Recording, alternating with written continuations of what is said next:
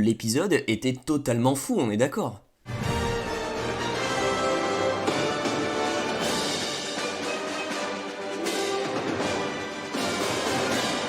Et donc bonjour tout le monde, j'espère que vous allez tous très bien. Aujourd'hui on se retrouve pour une nouvelle vidéo, comme vous le savez, comme vous en doutez, comme vous avez pu le voir sur le titre et sur la miniature, et comme vous avez pu voir aussi la couleur de fond du décor. On va parler de WandaVision et on va analyser, et aussi je vais vous donner mon avis sur l'épisode 6 de la saison 1 qui est sorti ce matin sur Disney+, vers 9h, aux alentours de 9h. L'épisode 6 dure un petit peu moins longtemps que l'épisode 5, je crois, genre 5 minutes de moins de scène pure, mais c'est quand même un épisode qui était assez complet et où on alternait entre la réalité de Wanda, donc l'hexagone, et aussi à l'extérieur, donc vers le Sword. Après, je vous avoue, on est resté un petit peu plus dans l'ex. Je voulais tout d'abord parler dans cette vidéo du cas Pietro Maximoff, du coup joué par Evan Peters, qu'on revoit bien du coup dans cet épisode et qui est super marrant, je trouve. Il fait vraiment le rôle de tonton, quoi, c'est-à-dire qu'il s'amuse avec les deux enfants, Billy et Tommy, ils font des conneries ensemble. Enfin bref, il apporte, je trouve, la bonne ambiance, c'est un petit peu le côté humoristique qu'on avait un petit peu perdu, mine de rien, parce que ça devenait un petit peu tendu entre Vision et Wanda, et là il arrive, il emmène sa petite touche humoristique et je trouve ça hyper intéressant et super. Alors la question qu'on se pose, c'est jusqu'à quand on va voir ce Pietro joué par Evan Peters,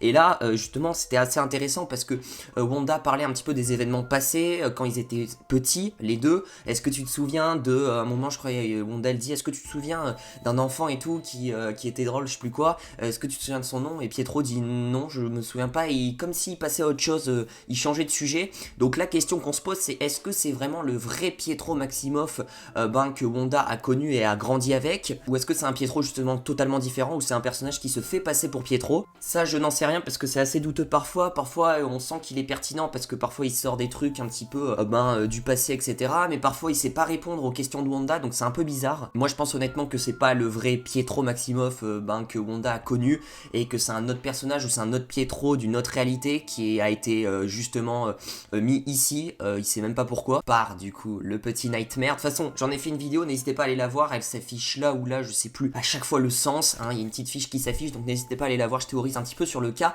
Evan Peters. Donc ouais, bref, j'aime beaucoup Evan Peters, comment il est arrivé, Pietro, dans cet épisode, j'aime beaucoup aussi les costumes que ont les deux petits enfants. Du coup on voit que Tommy, du coup il est comme un petit peu Quicksilver, son oncle, avec le même costume, et lui il a les pouvoirs de la rapidité, et on a du coup Billy qui lui est un petit peu comme sa mère, et on peut voir que les deux enfants justement, ils ont leur pouvoir à partir de l'épisode 6, ça y est, ils les ont. On voit un moment Tommy qui court rapidement à la fin de l'épisode, on voit Billy à la fin de l'épisode qui fait appel un petit peu à son sens de la vision, c'est le cas de dire, pour retrouver son père Vision, et là c'est vraiment un petit peu le déclic, j'ai envie de dire, et c'est là où vraiment les choses sérieuses vont commencer. Ça fait plusieurs épisodes que je dis les choses sérieuses vont commencer, mais là réellement ça va commencer, parce que du coup on a un Vision qui a essayé de sortir de l'ex, et on a bien vu que Vision se décomposait et mourait, donc c'est pour ça que les enfants ont fait appel à la Wanda, et justement Wanda après cela a agrandi l'hexagone pour que Vision revienne dans l'hexagone. Mais on voit quand même, ça heureusement, un ouf de soulagement, on voit quand même que Vision quand il sort de l'hexagone,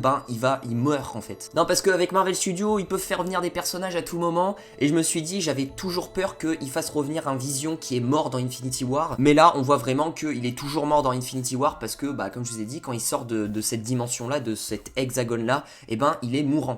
Voilà, aussi je voulais parler un petit peu du Sword, un petit peu du coup de Darcy Lewis, Jimmy Woo et Monica Rambeau, qui sont un petit peu en confrontation avec Hayward, le patron du Sword. Ça il fallait s'y attendre aussi, parce qu'ils n'ont pas les mêmes idéologies, Monica Rambeau elle pense que Wanda a toujours une seconde chance et elle peut un petit peu la raisonner. Hayward lui pense qu'il faut tuer Wanda parce que ça devient un danger public. Les deux arguments sont compréhensibles, mais après je comprends tout à fait Monica Rambeau qu'elle veut aider Wanda, parce que mine de rien Wanda elle se contrôle pas non plus, et du coup c'est intéressant de voir un petit peu les trois personnages qui sont en mode cavale et qui essayent de fuir un petit peu le Sword sans qu'ils se fassent repérer, donc ils se camouflent. Et dans cet épisode on se doute du coup, et on apprend aussi que du coup Monica Rambeau, ses cellules ont été modifiées suite à justement qu'elle est apparue dans l'hexagone la première fois et qu'elle soit éjectée juste après, ses cellules ont été modifiées, et on sait pas ce qui se passe dans son corps à Monica Rambeau, mais on va pas se mentir, c'est de là je pense qu'elle va avoir ses pouvoirs comme dans les comics, et qu'elle va devenir Spectrum. Et pourquoi pas à la fin de la série justement un petit fight entre Wanda et Monica Rambeau, ça serait putain de cool. Je pense que ses pouvoirs vont se révéler à la fin de la série. On a toujours une petite référence qui pique un petit peu du côté de Monica Rambeau, où Hayward fait référence à Captain Marvel qui est pas venu pendant 5 ans, qu'il l'a délaissé, etc.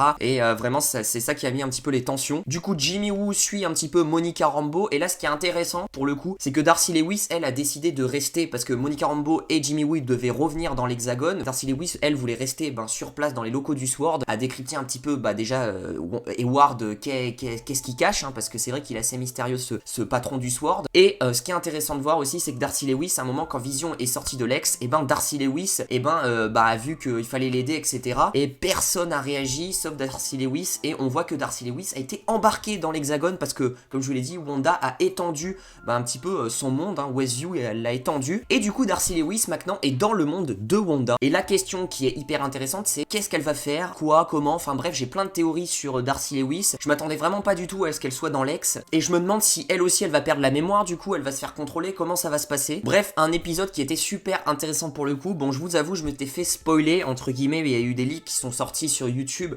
ça m'a fait chier, clairement, mais c'était pas non plus incroyable, mais il y avait le leak, cette fameuse scène entre Pietro et Wanda, Halloween, où du coup, Billy et Tommy leur disent « Maman, papa va mourir, etc. » Et Wanda fait « Il est où, etc. » Enfin, faut vite le retrouver et tout, et t'as Pietro derrière qui fait « Bon, c'est pas comme si ton mari va mourir une deuxième fois. » Et là, Wanda lui balance une sorte d'éclat rouge dans sa gueule, et c'est cette scène là du coup qui avait fuité sur YouTube. Bon, effectivement, ça te spoil, surtout que je l'ai vu avant l'épisode 5, donc ça m'a spoilé l'arrivée d'Evan Peters, j'ai bien le seum, mais du coup faites gaffe, je voulais aussi vous faire un petit message, rappel, etc. parce que comme moi, on est un peu insouciant parfois et on clique un peu partout. Maintenant je sais un petit peu à quoi m'attendre, faut faire gaffe un petit peu à tous les leaks qui sortent sur YouTube. Alors il y a beaucoup de faux, mais il y a aussi pas mal de vrais, il y a des trucs, vraiment j'ai été spoilé par exemple de la prochaine pub, pas cette pub là, d'ailleurs cette pub là était assez intéressante, justement c'est Yo Magic, c'est des céréales qui permettent de transformer, etc.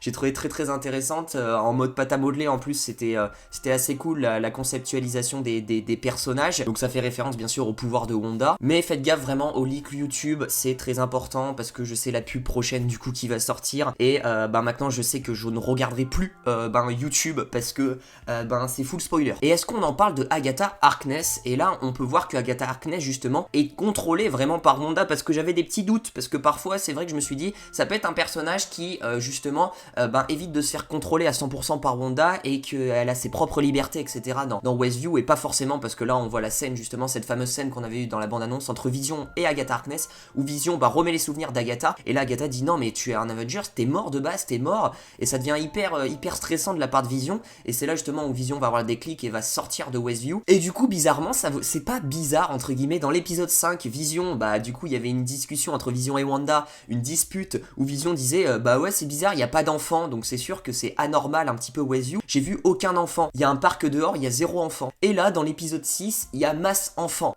On sent que Wanda vraiment contrôle le truc, et c'est elle qui a fait venir tous les enfants, parce que c'est pas possible qu'il y ait des enfants qui spawnent du jour au lendemain. Donc ça c'était un petit truc, une petite référence que j'ai trouvé sympa. Et on voit que du coup, comme je vous l'ai dit, Wanda ne contrôle pas tout à 100%, parce que on a vu des habitants qui sont complètement arrêtés, figés. C'était le cas de Agatha Harkness, c'était le cas de plein d'autres habitants, et qui répèrent certains des mouvements, et on sent que voilà, on voit parfois des larmes qui tombent, parce qu'on sent que intérieurement les habitants ont toujours leurs émotions, etc., mais qui ne peuvent pas s'exprimer parce qu'ils sont contrôlés mentalement par Wanda. Du coup ça va être hyper intéressant là à partir d'aujourd'hui, Wanda qui étend un petit peu l'Hexagone, Darcy Lewis qui est dans l'Hexagone, Pietro Maximoff, on sait pas tellement vraiment si c'est un Pietro ou pas, ou si c'est le vrai Pietro, on sait pas tellement qui est ce personnage. Les deux gosses ont leur pouvoir, et Vision, ça y est, alors est-ce que Vision est mort ou pas? C'est vrai que c'est la question aussi qu'on se pose, parce que effectivement il retourne dans l'Hexagone à la fin, mais il est quand même par terre et il est très mal en point. Je pense que Vision du coup va revivre, parce qu'on l'a vu dans les bandes annonces, il y avait des scènes qu'on n'a pas vu encore à l'écran, donc je pense que Vision du coup va revenir. Mais là Vision va vraiment avoir un déclic, parce qu'il en a appris plus sur son passé. Je vous le rappelle que Vision ne sait plus son passé, il sait plus les souvenirs qu'il avait avant. Quand on lui dit t'étais mort, et il savait même pas. Enfin bref, ça va être intéressant tout ça. Donc voilà, c'est la fin de la vidéo. Je pense que j'ai fait un petit peu le tour de cet épisode. Bon, effectivement, on nous vendait Marvel Studios que au fur et à mesure des semaines qui avancent, les épisodes allaient augmenter en durée. C'est faux, totalement faux, parce que cet épisode là est moins long que l'épisode 5, je le rappelle. Mais bon, après on s'y fait, c'est une habitude que tu prends. On aura des épisodes de 45-50 minutes avec The Falcon and the Winter Soldier, malgré que c'est une série qui me hype pas forcément, mais que j'ai quand même hâte de découvrir et que je suis assez curieux. Il y aura 6 épisodes. N'oubliez pas de lâcher le petit pouce bleu si ça vous a plu, le petit abonnement, le petit partage à tous vos potes fans de l'univers Marvel, ça ferait super plaisir. Et du coup, moi je vous dis à très vite pour de prochaines vidéos. Prenez soin de vous.